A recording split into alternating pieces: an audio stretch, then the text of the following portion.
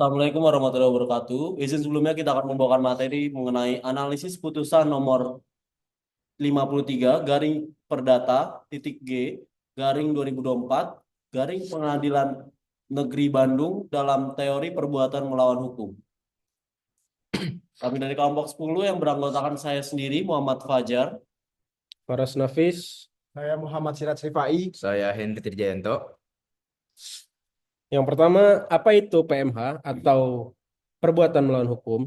Dalam ilmu hukum kita mengenal adanya perbuatan melawan hukum atau PMH. Biasanya perbuatan melawan hukum diidentifikasikan dengan perbuatan yang melanggar undang-undang, perbuatan yang bertentangan dengan hak-hak orang lain, perbuatan yang bertentangan dengan nilai-nilai kesusilaan dan kesopanan, serta perbuatan yang melanggar asas-asas umum dalam lapangan hukum. Perbuatan melawan hukum adalah suatu bentuk perikatan yang lahir dari undang-undang sebagai akibat perbuatan manusia yang melanggar hukum yang diatur dalam Kitab Undang-Undang Hukum Perdata.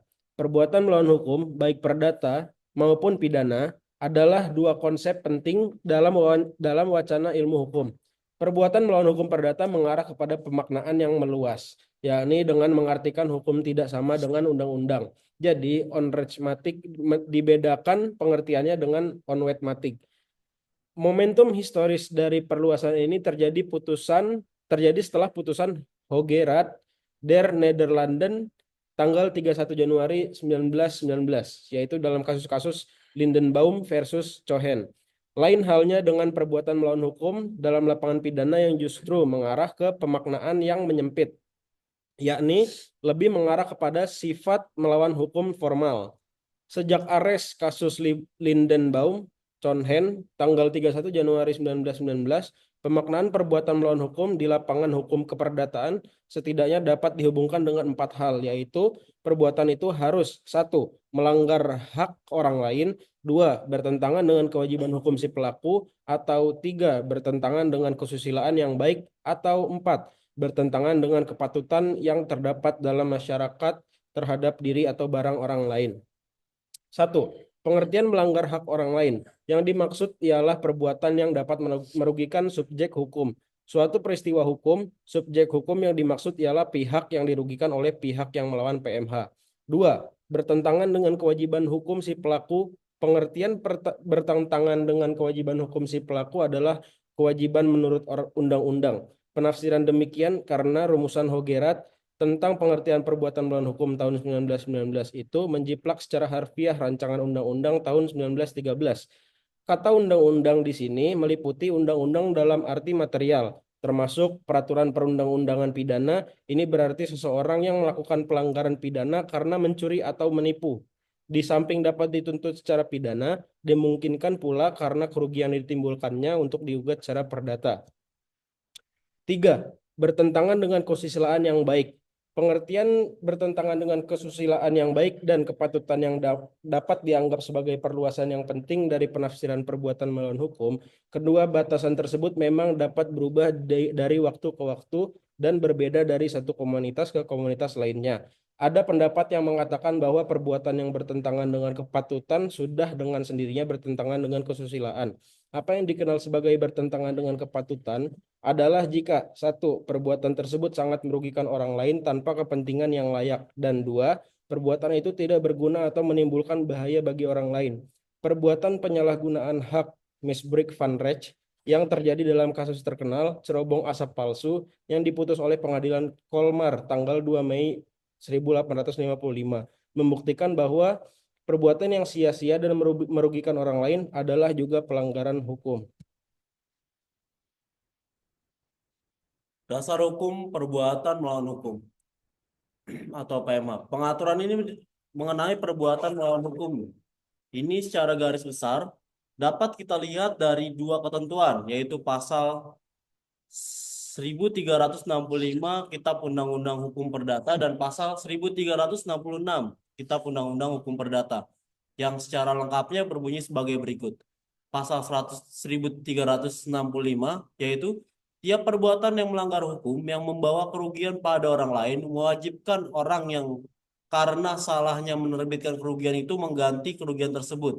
Dapat dikatakan bahwa suatu perbuatan melawan hukum berisikan suatu perikatan untuk tidak berbuat atau untuk tidak melakukan sesuatu. Karena dengan melakukan tindak tersebut, seseorang telah salah dalam hukum. Ketidakbolehan untuk melakukan atau untuk berbuat sesuatu tersebut adalah suatu yang diperintahkan oleh hukum, yang jika perbuatan yang tidak diperbolehkan untuk dilakukan atau untuk dibuat tersebut dilakukan, ya, dan ternyata menimbulkan kerugian pada orang lain, maka ia berkewajiban untuk memberikan ganti kerugian kepada pihak yang telah dirugikan tersebut. Selanjutnya, lebih lanjut ketentuannya dalam pasal 1366 Kitab Undang-Undang Hukum Perdata yang berbunyi pasalnya yaitu setiap orang bertanggung jawab tidak saja untuk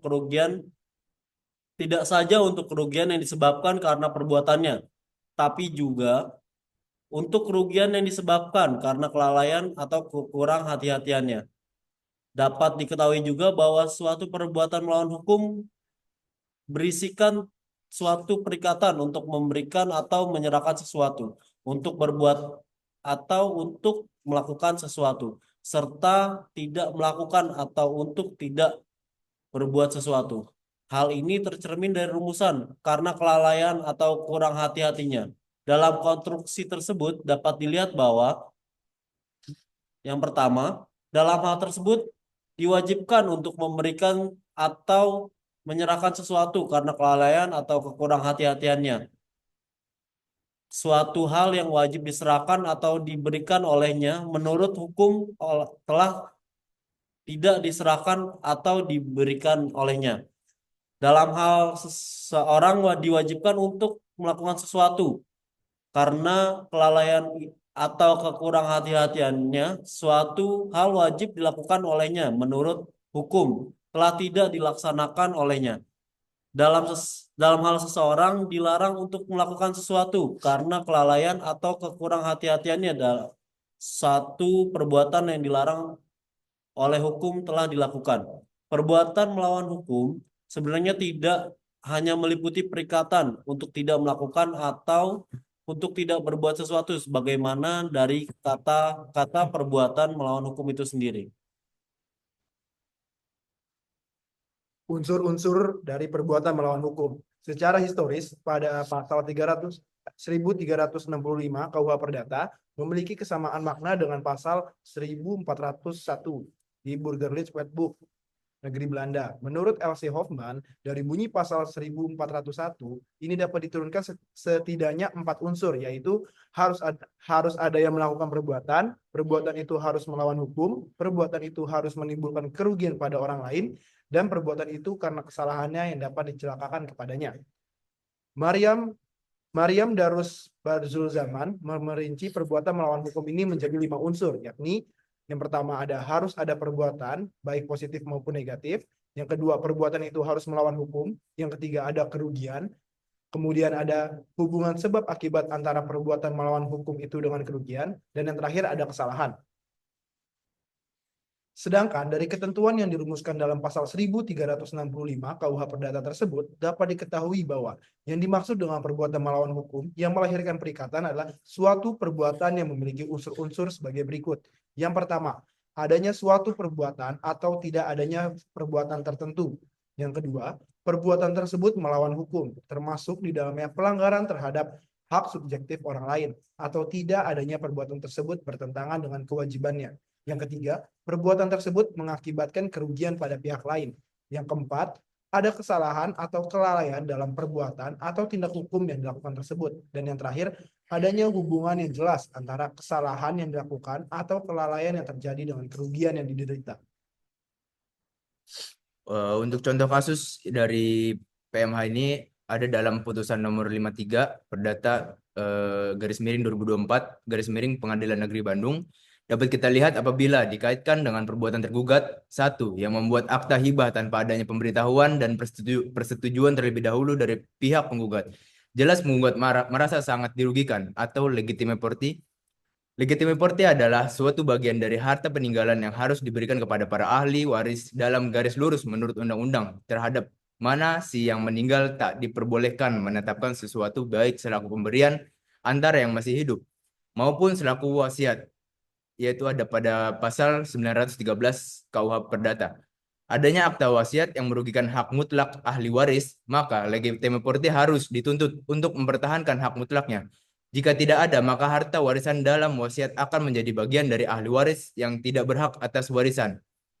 Tergugat 1 yang membuat akta hibah secara sepihak kepada anak-anak tergugat 2, tergugat 3, dan tergugat 4 tanpa adanya pemberitahuan dan persetujuan terlebih dahulu dari pihak penggugat.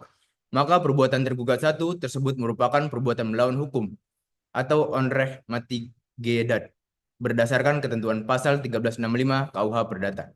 Contoh kasus, pada kasus putusan nomor 53 Perdata _2024 Pengadilan Negeri Bandung, perbuatan melawan hukum terjadi dalam bentuk sengketa tanah yang melibatkan hak kepemilikan dan penggunaan tanah. Kasus ini melibatkan pihak penggugat Mimin Karmini dan para tergugat Neneng Uliah dan lainnya, serta pejabat pembuat akta tanah sebagai turut tergugat. Dalam kasus tersebut terdapat sengketa mengenai tanah yang seharusnya dibagi dua sesuai pesan suami penggugat sebelum meninggal.